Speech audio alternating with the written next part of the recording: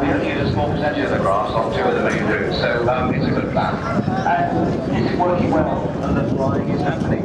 And if we get a bit of low cloud in between, we ease back on the flying displays, maybe put helicopters on or things that might be needed. But as it currently stands, you know, the sun is shining.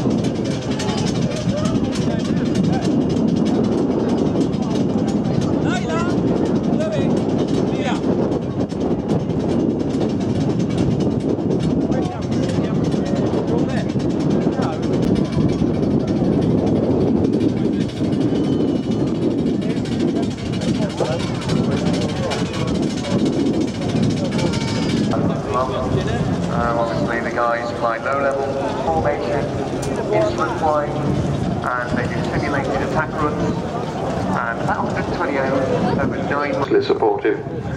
But most of the money came from you and me, from the great British people.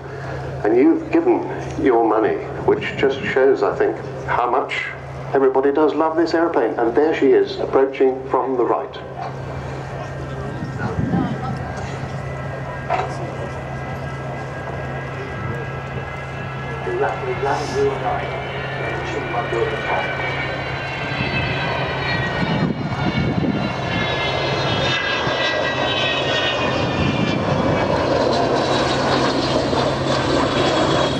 Now, if you were expecting a very loud noise from the Vulcan, well, she can sneak up on you as well. But when they turn on the tap, probably here.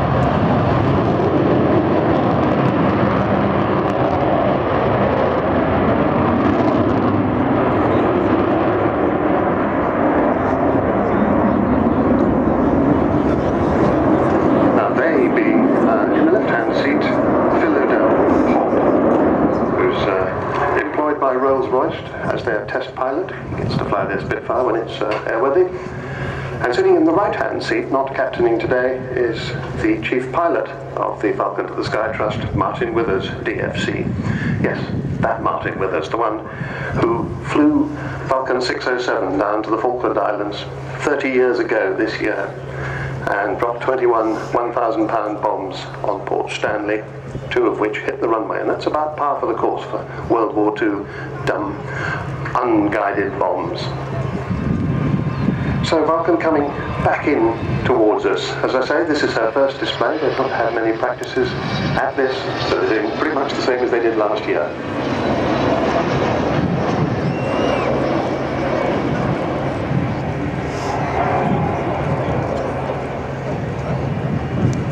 The aeroplane that was to become the Vulcan was first drawn on a scruffy piece of paper in 1946 by the man who designed the amazing Lancaster.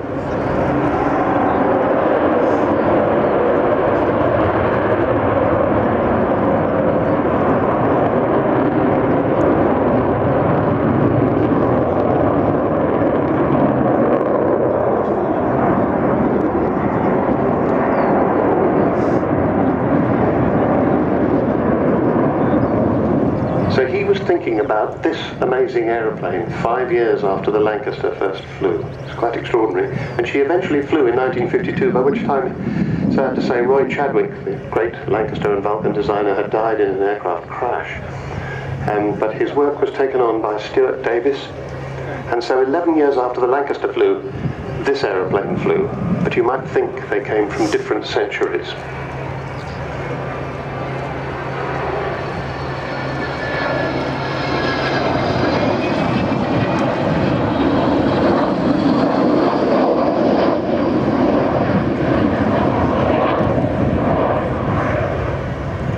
Their colour. They've been brilliant white anti-nuclear flash, and they changed to this camouflage scheme, becoming low-level operating conventional bombers, although still capable of nuclear weapons. And of course it was in that role that they carried out this Falklands raid 30 years ago, which was at the time the longest bombing raid in history, 7,760 miles, which is further than from here to Santiago in Chile.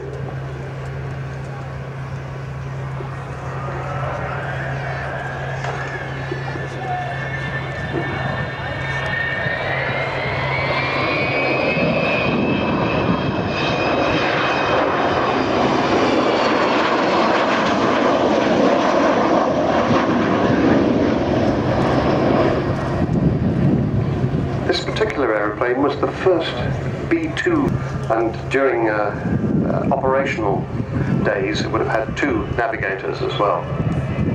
One radar navigator, one plotter navigator.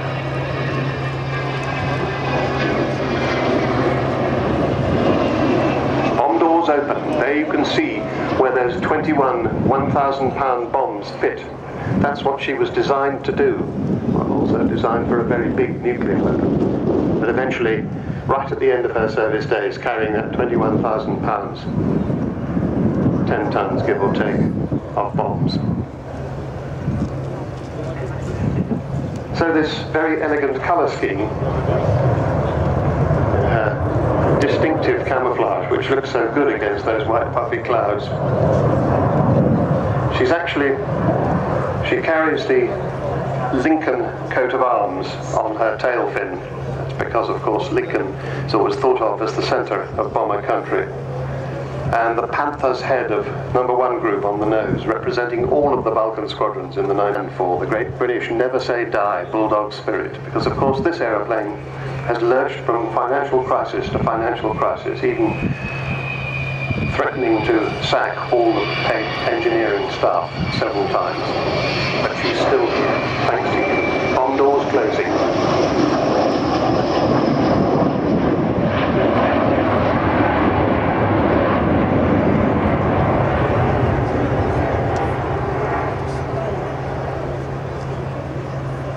So we talked about the 2 saviours of this aeroplane, David Walton, who bought, you should please go down to the Vulcan village and make yourself known. They'll be really happy to see you. All sorts of good things to buy and ways of supporting this magnificent aeroplane, doing a low, slow, wheels down fly past.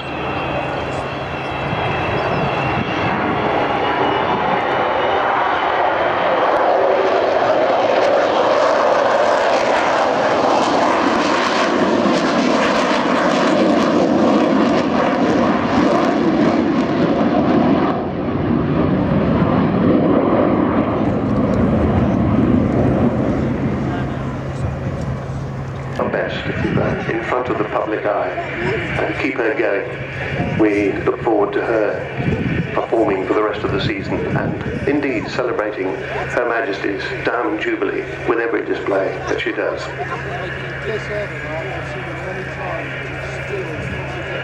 Just about to touch down. She does have a big braking parachute, but I suspect she won't use it here on this 10,000-foot runway. She doesn't need to.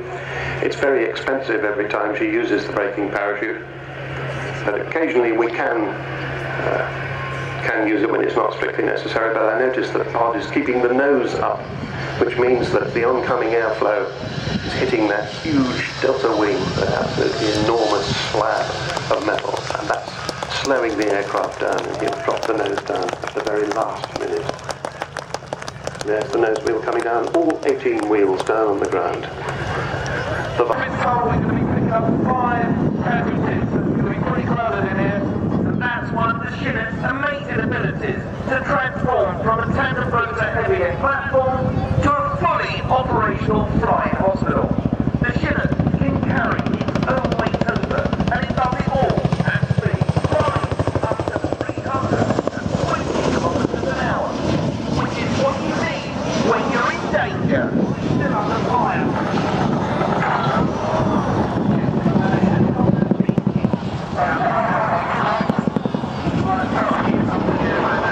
And it's not just the helicopter that's taken the bullets. Our pilot's been shot too.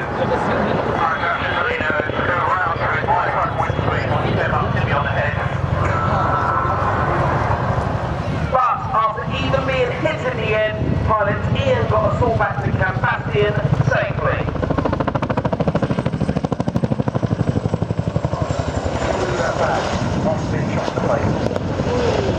However, it's their last durability.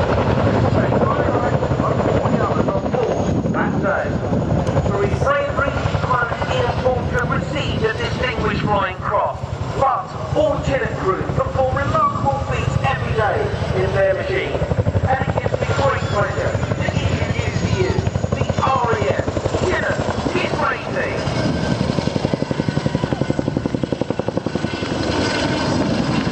Good afternoon, ladies and gentlemen. Welcome to the 2000. As the aircraft approaches our session, we're not going to be required to demonstrate the new utility of the Chinook helicopters to fly sideways. As they do this, please show your appreciation to our crew by giving them a big wave and some calm internal load to make the Chinook famous the world over and the workhorse of the Afghan desert. The aircraft today weighs 15 tons, but as you can see, it's still highly movable, making it an ideal battlefield helicopter, and especially suited for the medical evacuation role. These evacuations are movable, fast, high-paced maneuvers quickly extract casualties from the battlefield, normally under enemy fire.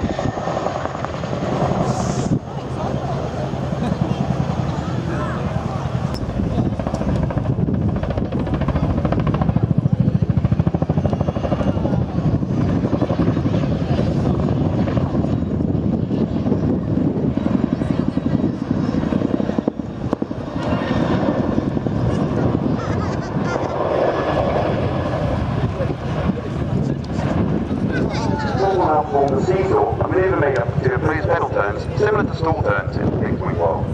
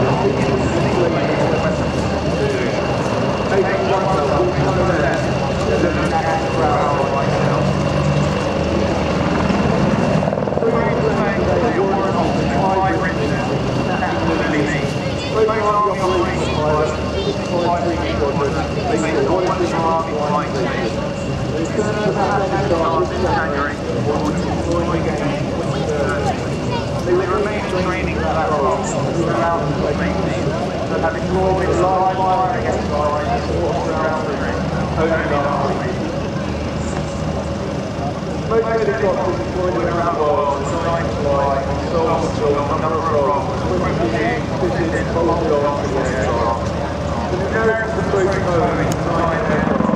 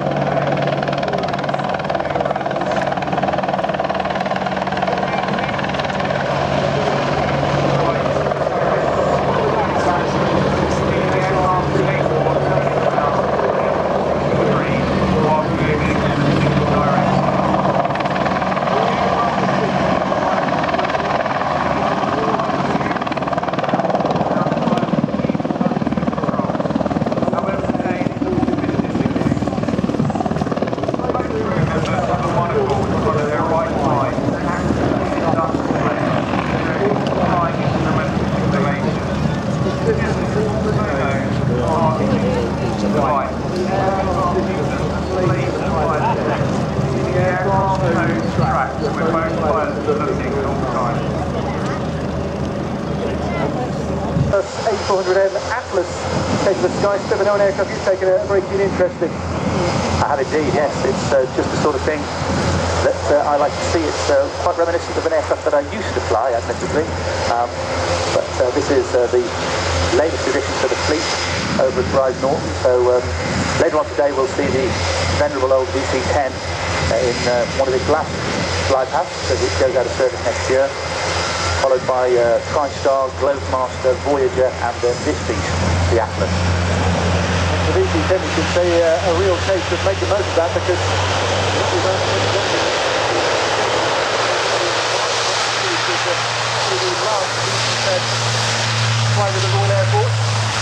former Hercules pilot Ed Strongman then taking the A400M into the air to go out to the hold.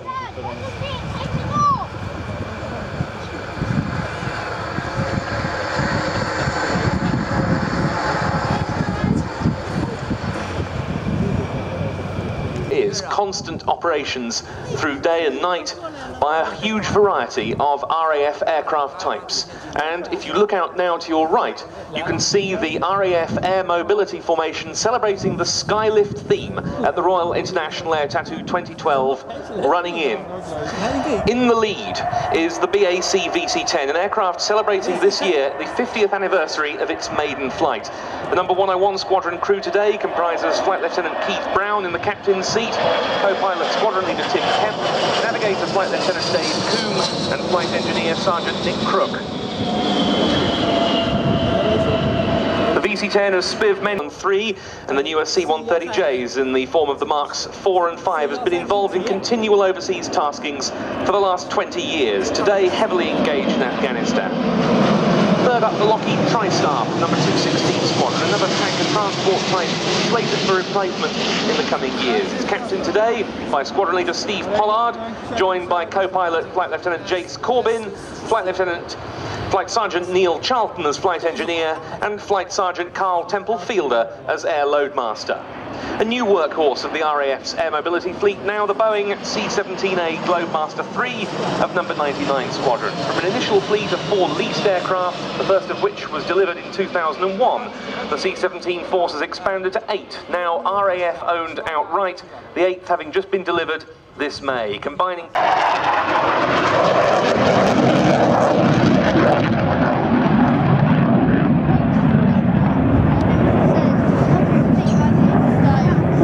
The ground commander has now asked Poker 2 to employ a number of brimstone missiles against both mobile and static targets. They run in from the right.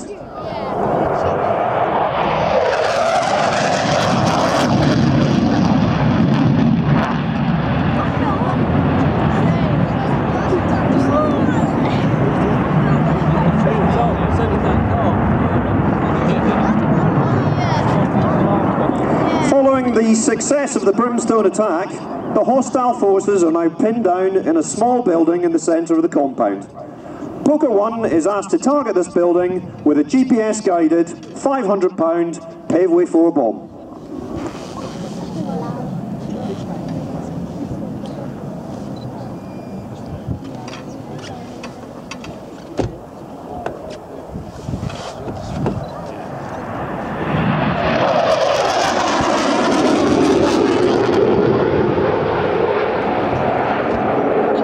The ground commander spots another pocket of enemy forces and calls for Poker 2 to perform a re-attack.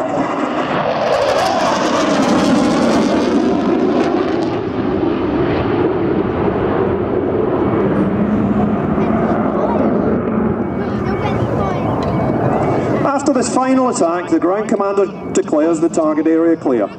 Confirms there is